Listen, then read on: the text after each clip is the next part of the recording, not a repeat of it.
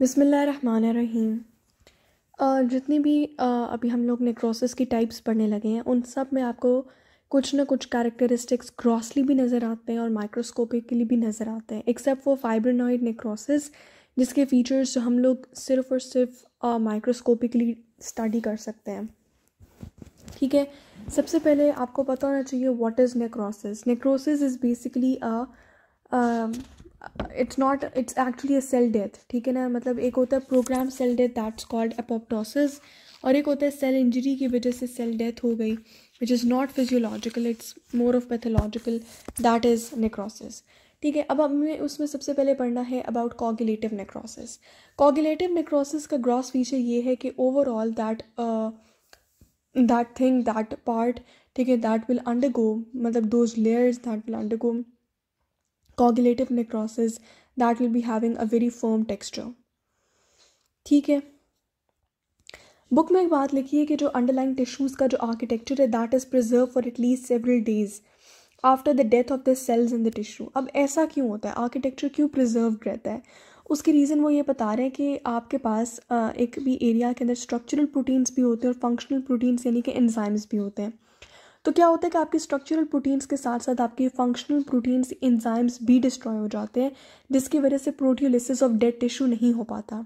तो उसके लिए फिर क्या होता है कि आपके वो जो डेड सेल्स होते हैं they are then therefore ultimately digested by the lysosomes of your leukocytes. ठीक है, फिर क्या होता है कि इस कोगुलेटिव नेक्रोसिस को माइक्रोस्कोपिकली हम कैसे देखते हैं कि इसमें आपके पास ईओसिनोफिलिक किस्म के ए न्यूक्लिएट सेल्स नज़र आते हैं। ठीक है, यानी कि अगर आप एक देखो, पिक्चर में लगाना भूल गई इसकी, ये कि इस तरह का एक सपोज़ एक सेल है। ठीक है, इन्होंने यहाँ पे बहुत खूबसूरती से दिखाया हुआ है इस सेल की खूबसूरत सी सेलुलर आउटलाइंस तो हमें नज़र आ रही हैं, लेकिन उस सेल के अंदर कोई भी न्यूक्लियस नज़र नहीं आ रहा। So it is eosinophilic and there are the most important feature is that they are anucleate cells. ठीक है, वो परसिस्ट करते हैं फॉर डेज और वीक्स, और ये कैरेक्टरिस्टिकली एरियाज ऑफ इन्फार्क्ट्स के अंदर पाया जाता है। ठीक है, वो जो are basically areas of ischemic necrosis in all the areas of the body except the brain. ठीक है, नेक्स्ट हमारे पास है लिक्विफैक्टिव नेक्रोसिस, जो कि काइंड ऑफ एक फोकल सा एक एरिया होता है। ठीक है ना, फोकल बैक्टीरिया या फंगल इन्फेक्शन हो तो एक फोकल सा एक इन्फेक्शन या एक focal area of liquefactive necrosis develop हो जाता है, स्पेशली इन द CNS। फिर क्या होता है कि इस एरिया को मतलब व्हाट इज़ द मैकेनिज़्म। ठीक है, वो ये है कि आपका बैक्टीरिया और फंगस की वजह से आपके इन्फ्लेमेटरी सेल्स, आपके ल्यूकोसाइट्स स्टिमुलेट होते हैं। ठीक है, और जो एंजाइम्स और ल्यूकोसाइट्स हैं, ठीक है, वो अल्टीमेटली इस फोकल एरिया को पूरा का पूरा कम्प्लीटली डिस्ट्रॉय कर देते हैं। ठीक है, बुक में वर्ड यूज़ हुआ है कि ये इसको लिक्विफाई कर देते हैं। ठीक है, डाइजेस्ट कर देते हैं। डाइजेस्ट किस तरीके से करते हैं कि वो उस टिश्यू को जो कि एक focal area of bacterial and fungal infections बन चुका था, उस एरिया को वो ट्रांसफॉर्म कर देते हैं into a viscous liquid, and that viscous liquid is eventually removed by the phagocyte. So ये विस्कस लिक्विड क्या था, दैट वाज एक्चुअली पस। ठीक है ना, तो क्या हो जाता है कि ये जो एक छोटा सा एरिया है वहाँ पे एक पस डेवलप हो जाती है, या आप कह सकते हो कि ये एरिया क्रीमी येलो हो जाता है, और अल्टीमेटली इस एरिया की भी डाइजेशन हो जाती है बाय फेगोसाइटोसिस। ठीक है, तो लिक्विफैक्शन और digestion of this area by the enzymes of the leukocytes and later digestion by phagocytosis. Next हमारे पास है gangrenous necrosis which is not a distinctive pattern of cell death. इसमें क्या होता है कि सपोज आपका कोई लिम्ब है, suppose you have got your low leg, ठीक है, and that area specially that is seen in diabetes. ठीक है ना, डायबिटीज़ में, ठीक है, यहाँ पे इसकी ब्लड सप्लाई लॉस्ट हो गई, तो क्या होगा कि that will initially develop coagulative necrosis. फिर क्या होता है कि अगर आप फिर भी उस एरिया को ट्रीट नहीं करते, ठीक है, आपने कोई एंटीबायोटिक नहीं ली, कोई या लिम्ब एम्पुटेशन नहीं कराई अगर if it was very necessary, तो क्या होगा कि वहाँ पर एक बैक्टीरियल इन्फेक्शन डेवलप हो जाएगा।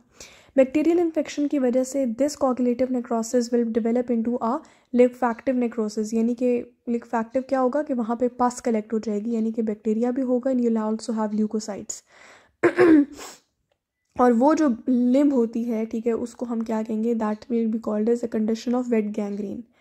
ठीक है, यानी कि गैंग्रीन तो है ही है, वो एरिया गैंग्रीन में तो जा ही चुका है, मतलब कम्प्लीटली काइंड ऑफ एक पैरालाइज सिचुएशन है ना, उसमें मोटर मूवमेंट है, उस तरह का तो हो ही गया है, उसमें कोई फिजियोलॉजिकल फंक्शन नहीं हो रहा, लेकिन वो वेट भी है because it is also filled with पस।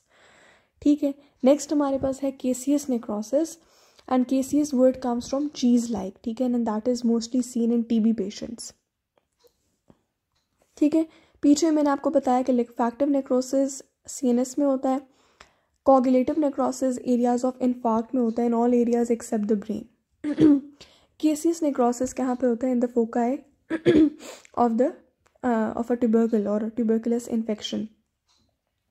अब ग्रॉसली इसकी अपीयरेंस कैसी होती है कि it has got a friable cheese like yellow white appearance in the area of necrosis. Friable cheese like yellow white appearance in the area of necrosis.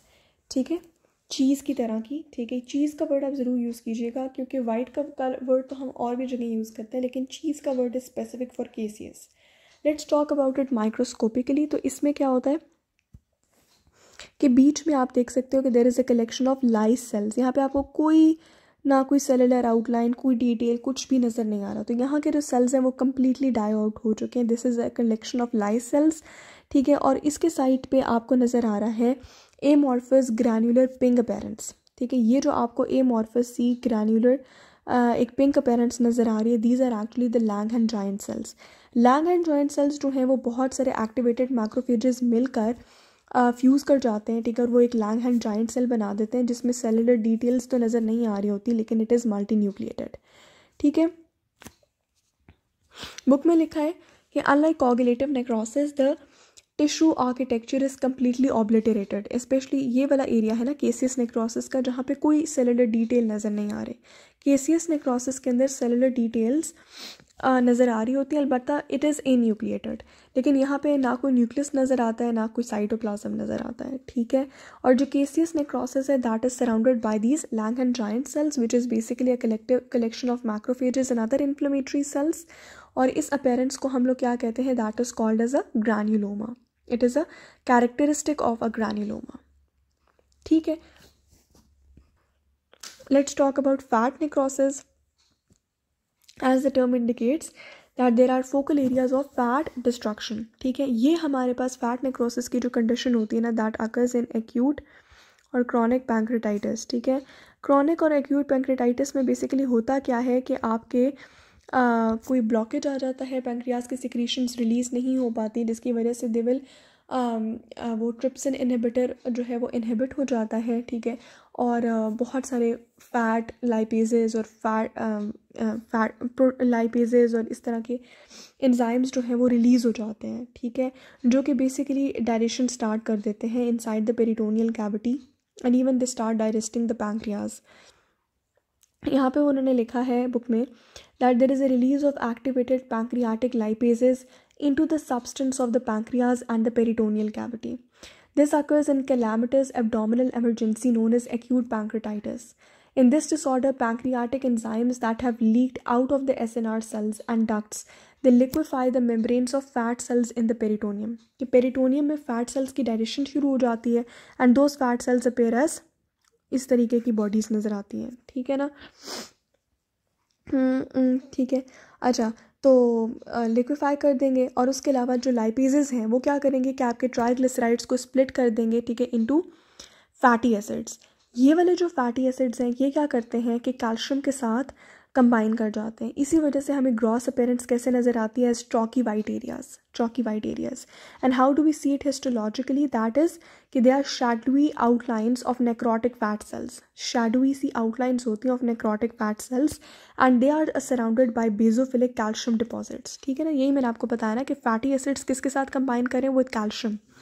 तो ये जो बेजोफिलिक एरियाज आपको बाहर नज़र आ रहे हैं, they are actually the calcium deposits. Let's use any other colour. ये आपको नज़र आ रहे हैं, these are actually the calcium deposits, और ये बीच में जो सेंटर वाला area that is basically the fat. ठीक है ना, और द नेक्रोटिक फैट सेल। ठीक है, this is basically an area of necrosis और an area of necrotic fat cell. Last हमारे पास क्या है? That is the fibrinoid necrosis that occurs in either severe hypertension और इन इम्यून रिएक्शंस, जिसमें antigen antibody complexes are deposited in the walls of blood vessel as in polyarteritis nodosa.